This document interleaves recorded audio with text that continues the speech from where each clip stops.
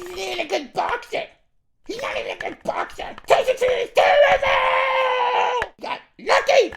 Francis got lucky! If you hadn't looked yet and someone asked you anytime between Saturday night and right now, what do you guys think the boxing experts, the analysts of boxing, were going to say about the boxing fight, boxing match on Saturday between Tyson Fury and Francis Ngannou? What do you think that their take would have been?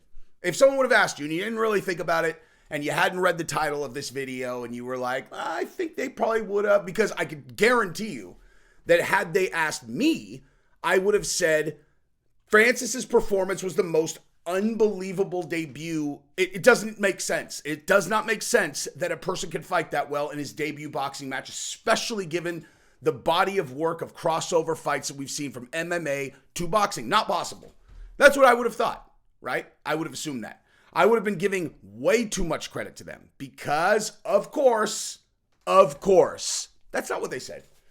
That's not what they said. You guys watch the same fight as me, all right? And just as of this moment, I am not talking to people who watch the highlights, all right? I have noticed a very consistent trend that people who are saying things like, I'm going to lay out that the boxing guys say, I go, did you watch the fight live? And they're like, yeah. I'm like, did you watch the fight live? My buddies. And they're like, nah, I saw the highlights. I'm like, just don't. You don't know what you're talking about, dude. I've watched it twice. And so I could say unequivocally that would have been my answer because I'm like, they have eyes. Of course that's going to be what they said. Tyson Fury got knocked down in the third and arguably lost the fight to Francis on his first night. There's no other take that anyone could give. Wrong. Shameless, actually. Shameless. I really genuinely hope that Dana does not say the same thing. Right? I really do. And I'm going to talk about exactly what they said. And then we're going to talk about a bunch of other things. Some notes that I took down based on videos that I watched. Obviously, I'm back in my studio, by the way. I was in, if you're new to the channel, I was in Cancun for the last 7 days.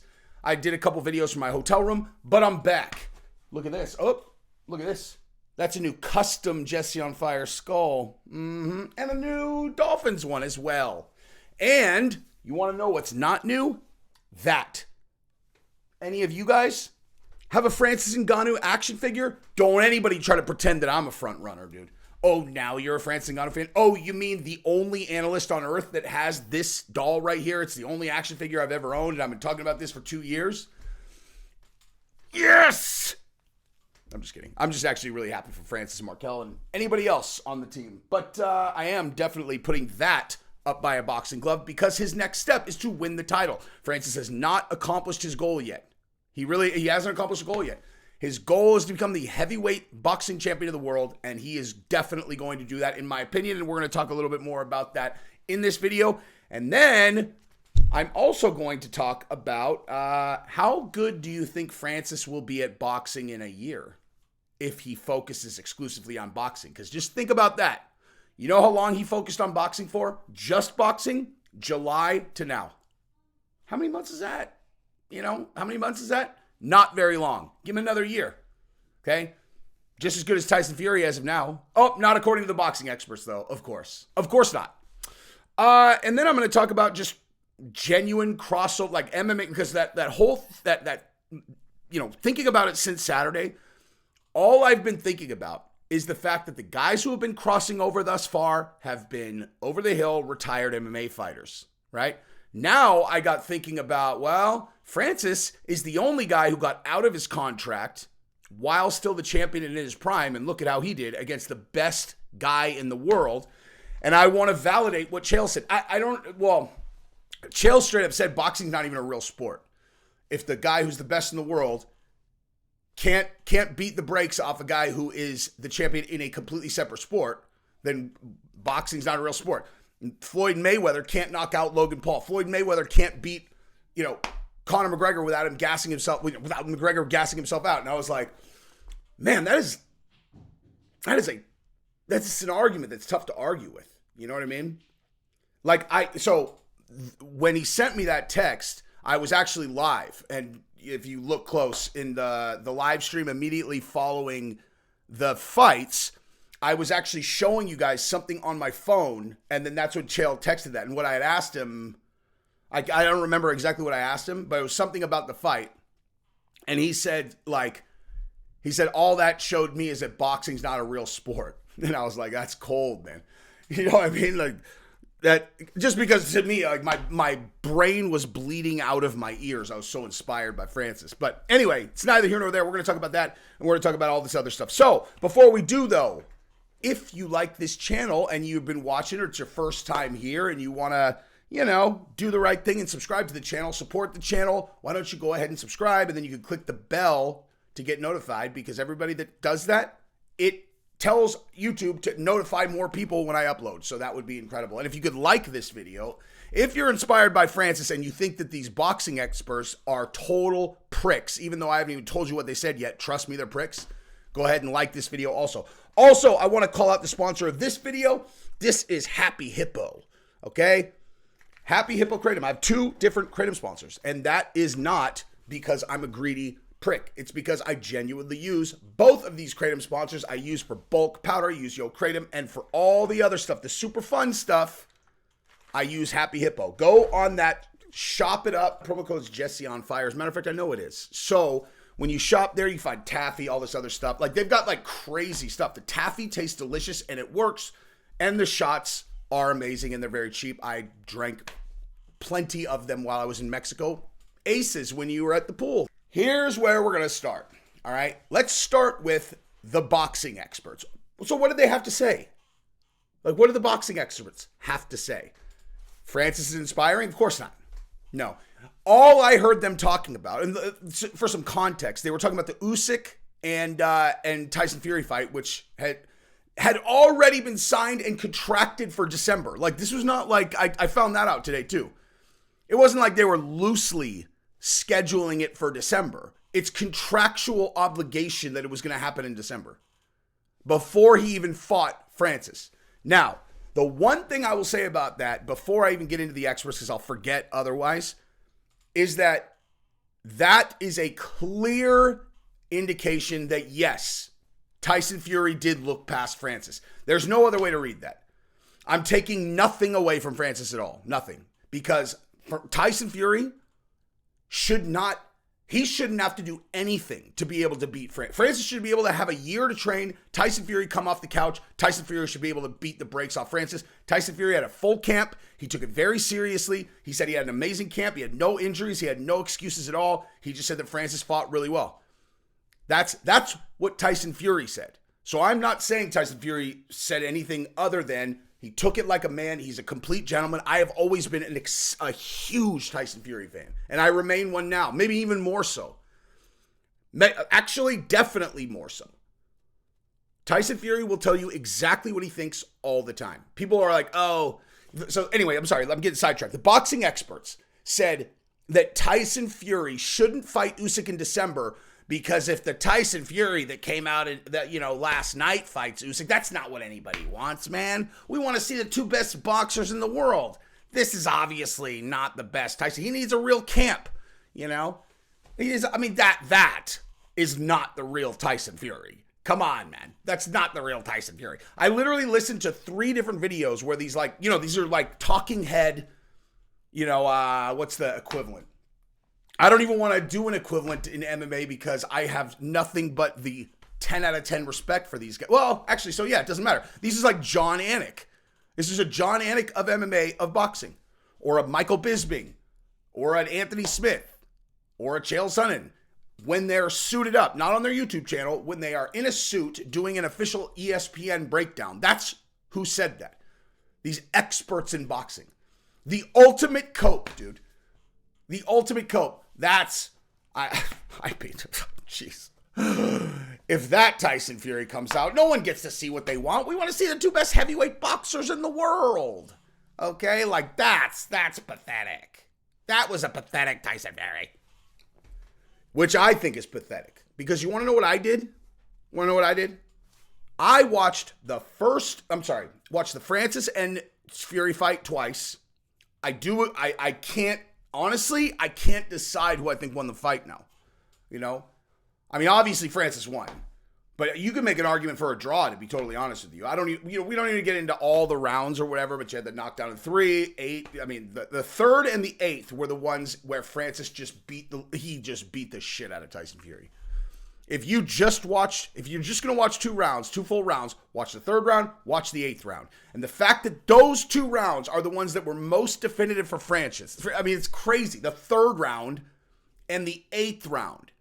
And he gassed a little bit in the 5th and 6th.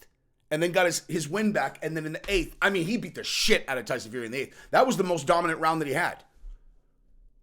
So anyway, bottom line is, I did that, and then I watched Tyson Fury against Deontay Wilder, the one where he got knocked down at the end of the fight and fought him to a draw, right? So his first comeback fight against Deontay, where everybody was like, wow, what a masterful performance, whatever. Dude, I'm telling you, go watch those 2 fights and tell me that some different version of Tyson Fury came out to fight Francis. It's a complete and total bullshit. It's the hardest cope. It's the boxing experts' cope, which is pathetic.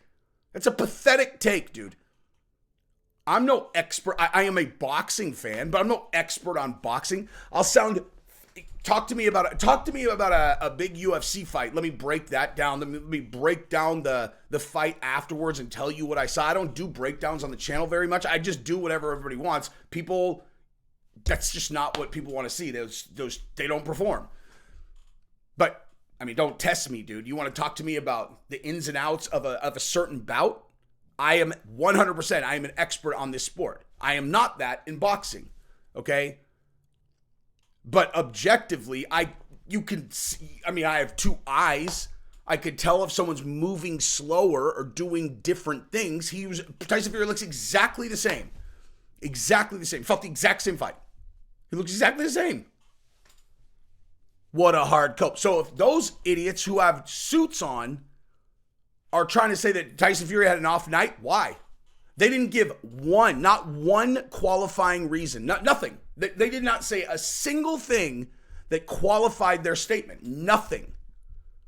Not a single, his jab wasn't snappy. Not, he wasn't moving right. No, it's like one of those things you can just see his target, his accuracy was up. Nothing. Just them saying, he had an off night. That's a cope, dude. Okay? You guys got exposed. Boxing got exposed. Bottom line, boxing got exposed on Saturday. When Chael first said that, I thought that was like, how did I take that? Because I wrote back, I was like, damn, that's cold, son. And I was thinking that, like, by him saying that was somehow minimizing what Francis did, and it's not. He didn't mean it like that, and that, that's why I wrote back it's cold. But when I thought about it, I'm like, I mean, it doesn't minimize anything. Francis went in there and beat the best boxer in the world on his debut. That's a fact. Well, whatever, without getting into the detail. Okay, let's say he fought him to a draw, right? 80% of people that we've polled think that Francis won the fight. Obviously, I have more MMA fans than anybody, than I have boxing, but nonetheless, everybody knows that was an incredibly, very close fight. Francis landed, didn't land quite as many shots, but the shots that he landed were way harder than the ones that Tyson Fury. I mean, that's what it comes down to. It's like, I think it was like 20, I can't remember the exact stats, like 20 more landed punches for Tyson Fury are the stats. Also not shown which round. I haven't looked at the CompuBox like per round, but like the total, you're talking about 20 extra for Tyson Fury, and you're talking about twice as hard every time that Tyson Fury got hit versus Francis. Very, very, very, very, very close fight. Anyway, it's neither here nor there, but how could you argue with Chael's statement, Like my emotional center was on fire that night. So I wasn't even thinking, like I was so emotional I wasn't like thinking logically. As soon as I calmed down and thought logically about it, I was like, how could you argue with that? How could you argue with that statement? Seriously, how could you argue with that statement that boxing got exposed? Because think about it like this. What possible scenario is there where a boxer that's the champion over there would beat a mixed martial artist on day one? How does that happen? they win by knockout, right? Or maybe they figure out a way to train and they get such incredible takedown defense that they become one of the best takedown defenders in the history of the sport.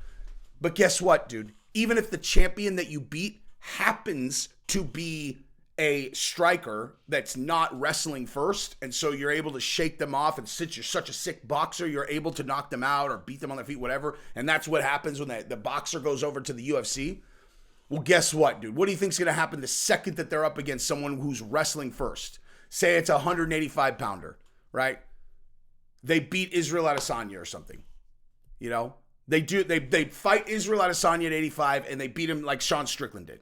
And they're like, damn, mixed martial arts a fake sport. Oh, yeah, let's see how you do against Hamzat. Let's see how that goes for you. Are you the best in the world? No. You had a fantastic matchup in mixed martial arts for you. Striker first. Doesn't have the best takedowns. Okay? If you're that one-dimensional going into your camp, guess what? Okay? You're not going to be able to train everything that you need to beat all the guys in the division. Boxing is one skill set. I mean, a combination of skill set. Footwork, timing, accuracy, punching power, punching speed. I mean, you know, not one skill, but it's all striking. So, yeah, I kind of agree with Chael, and that's taking nothing away from Francis. And that is why I want to say the following. Francis is going to win the heavyweight title in boxing. I would bet that right now because, first of all, for him to do that well against Tyson Fury in his first fight, only training since July, I mean, honestly, I don't even know. What else do you need to say? What else do you need to say? And that the Deontay Wilder fight is in the works now in PFL, okay? So the next fight for Francis, when I read it was going to be in PFL, I was like, oh no. And then I read it was going to be Deontay Wilder. That's the fight that they're working on. Deontay Wilder's camp confirmed it. You know, I'm not giving anybody any insider. Well, what's the right way to say it? Whatever. It's out there. Deontay Wilder is talking to Francis people about PFL fight next. Now, why does that matter?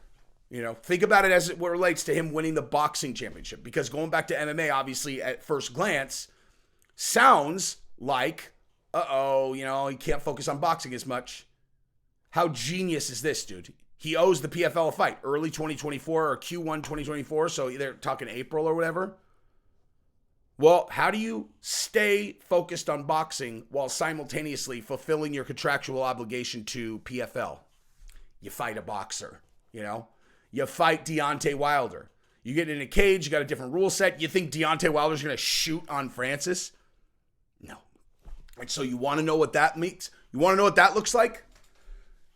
The fight between Deontay Wilder and Francis Ngannou in PFL has pretty big meaning when it comes to me. And if you've been watching my channel forever, you already know why. How did my channel start? What was the genesis of my channel? Answer. Okay? Remember when Chael used to do fan questions? So I sent him a fan question that he put on fan questions. And after he did that, I started sending him a million of them because I had all these thoughts. I was like, damn, I'm like, oh, I don't know if he's actually watching these. How about, I sent him over and over and over. He put another one on too. But I started watching myself back when I would do the takes or the questions. And I was like, Jesus, this guy's good. He should start a channel. How do I get a hold of this guy? Oh, wait, it's me. I'm going to do it. And that is the genesis of this channel, believe it or not. That's a fact. And you want to know what the question is that I asked Chael, the first one that he put on? I said, here's a question for you. If you could see any two fighters fight in any combat sport under any set of rules, what's your dream fight? Now, I'm going to tell you what he said. I said mine, obviously. His response was Conor McGregor against GSP in UFC. That was, you know, this is obviously, I mean, I've been doing this was probably damn near 4 years ago. Yeah. Something like that. I don't know. Between 3.5 and 4 years ago. It's just for context of his. You want to know what mine was? You guys already know if you've been watching this for a long time. Francis Ngannou against Deontay Wilder in a boxing match in MMA gloves. That was what my dream fight was, and guess what? What do you think a PFL match between the two of them is going to look like? Probably a lot like that. And so everybody's achieving their dreams all at once, dude. Full circle. I have one of the biggest MMA YouTube channel or combat sports YouTube channels. I made it. I get to see my dream fight. Francis just fought Tyson Fury. Markel got the Tyson Fury and Francis Ngannou fight done. Chael's my friend. Everything has come together, dude. I'm so happy. You know, I know, true story from yesterday, just speaking of crying. So I had a couple drinks yesterday, you know, during the day. It was our last day in Cancun. And we met these girls from Miami that were there. There was like, I don't know, 6 of them. And it was just like a girls trip. They were probably, I don't know, 35, something like that. And we were all like, we were talking and they were like, we heard like, you're like into fighting and stuff, right? We heard there was like some big fight. And I was like, some big fight. So they got me going. And I started telling them Francis's story, you know. I probably had 4. I mean, I wasn't like wasted. I had like 4 drinks. And when I started telling his story after a couple of drinks, I couldn't get through the story, dude. I was like, don't cry in front of strangers. I couldn't tell the story without choking up, dude. I literally had to stop 4 times during the story because I was like, it's just like, I mean, it's just mind-blowing, dude. I texted the whole story to my dad and brother last night, and they were like from top, you know, sand mine, everything to get over to Europe, arrest, all that stuff. Every single part of it, from Mike Tyson was the original inspiration, and then Francis ends up fighting against a guy named after Mike Tyson, and he got trained by Mike, or you know, and then he got trained by Mike Tyson. It is literally, you cannot. It's the best story in the history of sports. And my dad and brother confirmed that. I was like, if you have ever heard a more inspiring, better story in the history of sport, I want to know it because I don't know it and I would love to learn about it. And they're like, I got nothing on that, dude. Anyway, but so incredibly, like, it's just the best thing ever. Anywho, but yeah, so I think that Francis Ngannou wins the title because I watched Usyk's I hadn't seen a lot of Usyk. I watched his last fight.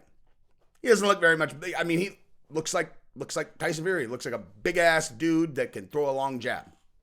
I think Francis beats the brakes off of him. I think Francis beats the brakes off Tyson Fury next time too. You know, like at this point, you know, like at this point, betting against Francis, bad bet, dude. Bad bet.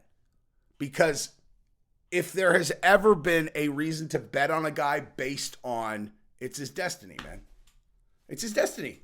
At this point, how could you even argue with that? If like, you know, people are like, I don't know, man. I think Tyson Fury is going to come back real strong. He's going to throw stiffer jabs. He's going to take him really serious this time. I'd be like, destiny, man.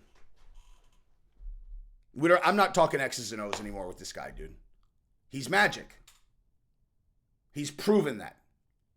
Every step of the way, like in this next fight, he's probably going to be maybe like a 2-1 underdog. You know what I mean? 2-1, maybe even like, he might even be like plus 150. You don't know, dude. That fight was that close.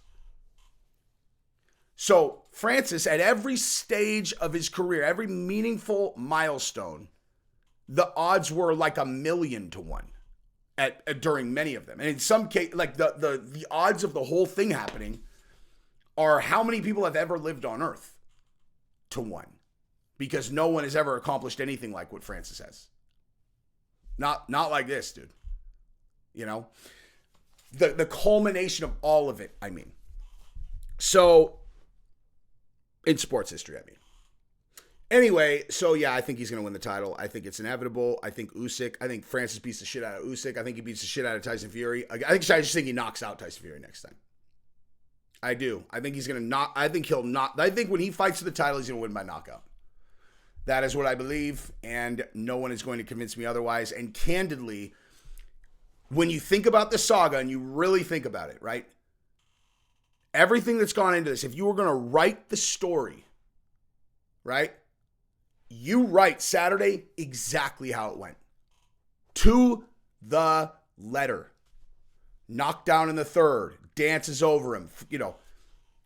Before the fight. Tyson, the greatest line I've ever heard Francis say, and he should start with this kind of thing always. Every single time he's in front of a microphone, he should start with this kind of shit. They asked him about when he knocked Tyson Fury down and he was dancing. He said, oh yeah, I dance. I can't do an accent, dude. I can't do a fucking Francis accent. But he said that basically Tyson Fury in the interviews before the fight was like, this is like the world champion of table tennis against the world champion at Wimbledon. That's what this is like. And then so Francis like, so then I knocked him down. I said, the world champion of table tennis, motherfucker, you're a bad coach. I butchered that and it was fucking awesome. You guys probably saw it in his interview. It was amazing. He should say motherfucker a lot more. Seriously, like a French accent is the worst, dude, for shit talk. It just is. There are a million accents in the world.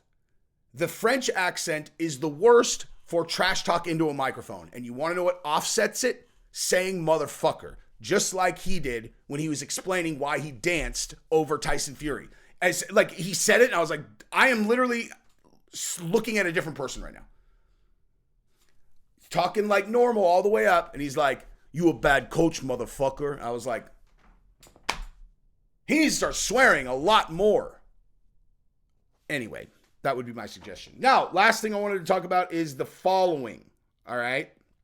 So, here's the deal, right? Oh, I do have one other thing I wanted to talk about before I even talk about this. I realize I've been talking forever, but too fucking bad, dude. So when the interviewers were asking Tyson, because again, the boxing people after the fight were trying to get Tyson Fury to say like, oh, I didn't take him seriously, whatever. They're trying to cope any way that they can, right? And so as they're trying to get him to say that he had a bad camp or he was injured or whatever, and Tyson wouldn't do it. I was listening to that while I was in the shower in Mexico yesterday, and I was thinking to myself, they were showing a clip of them in the ring at the time that they asked, and I was thinking to myself, only a person who has never faced a person who is trying to hit them would ever even imagine that a person would take Francis Ngannou lightly. You know what I mean? Like, that's the kind of thing that a fucking table, a sit at the table and talk warrior would say. Okay? Like a person who's been punched in the face by someone their own size who knows how to punch, and then they have watched any of the highlights of Francis, or they've seen this, like, they're like, so wait, he has the most powerful punch ever registered, like that's ever been tested. That's how hard he punches. And you watch these knockouts, you're like, you really think that anyone's gonna like just completely write him off? Like, that's such a fucking idiotic take, dude. You know, it's such an idiotic take. And I don't mean that Tyson wasn't looking past him, because because he booked a fight in fucking December, right? He wasn't looking, but like he said, he's like, I trained for him. I took him very seriously. I had an incredible camp. And of course he did. This guy can kill you. He's 277 pounds of African dynamite, dude. If he punches you in the face, you know? Like, did you see the shot that he hit Tyson Fury with that knocked it? And Tyson Fury was like, whoa. You guys saw that, dude. If Francis hit the pad that they're registering his punch with that shot, and it was a glancing blow like that, probably would have registered 1/10 of what he could hit you with if he goes full throttle, honestly. And it put Tyson's brain into another dimension. Take him lightly. So fucking dumb. All right, anyway, so the last thing I wanted to say is just this. So now that we've seen that Francis can beat any boxer on earth, I started thinking about how, all right, well, so they have this idea that they keep beating our MMA guys. You know, like, Jake Paul keeps beating our MMA guys. It's like, he's done very well. I'm taking nothing away from Jake Paul at all. He beat Anderson Silva. I will always just come back to that. Jake Paul gets all my respect. I know I railed Logan Paul, and, I stand by everything I said, dude. Bankrupting people is not cool. But I'm not taking anything away from Jake when I say that. The guys that have fought in, celebrity boxing or in crossover fights have been Anderson Silva, Tito Ortiz, Frank Mir, Nate Diaz, Ben Askren, guys like, it's like, okay, so what do all of them have in common? Okay, aside from Anderson Silva, Tyron Woodley, none of them are striking first. And all of them are retired and then went over there. All of them, every single one of them.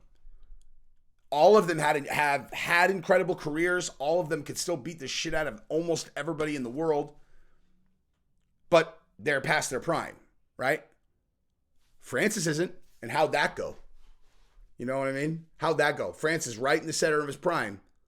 Okay, so my point is, how do you think it would go if, as an example, Ian Gary focused exclusively on boxing and then went in there and took on... What do you think? You know what I'm going to say, right? I don't even need to say it. How do you think that goes? You know what I mean? I'm not saying he beats Canelo, right? But I'm not saying he doesn't either now. I'm really not. It's a different... obviously, in my opinion, it's a different type of ball game. Tyson Fury... I've always watched him and been like, he's 6'9", and he really knows how to use his length, etc. It's like that new age. Once Klitschko came in, those were the heavyweights that killed, dude. Were these super tall, super long guys. Mike Tyson would have fucking beat the brakes off these guys. I'm convinced of that now. Prime Mike Tyson, he was 218 pounds, Jesse. I know. Faster than these guys, but twice as fast as any of them. Anywho, neither here nor there. Canelo is I think Canelo probably still beats anybody, but Ian Gary, you never know, dude. You never know. Because now we've seen what a prime elite MMA guy does. And yes, I seriously did just use Ian Gary as the example. Because I will say now, and I will continue to say, Ian Gary is going to be the champion at 170. I would bet my life on that. Bet my life on it. Maybe not, But I would bet a lot of dough on it, and I'm certainly making that call now. I think that he will win the title, not just because of his skills, but because of his mindset, what he's saying, whatever. We've talked about this. But anyway, so MMA owns boxing. How the fuck you like that, dude? Oh my God, these MMA guys don't know how to fight. How you like them apples? How you like them apples, dog? Anyway, subscribe to the channel. I love you guys. Bye-bye.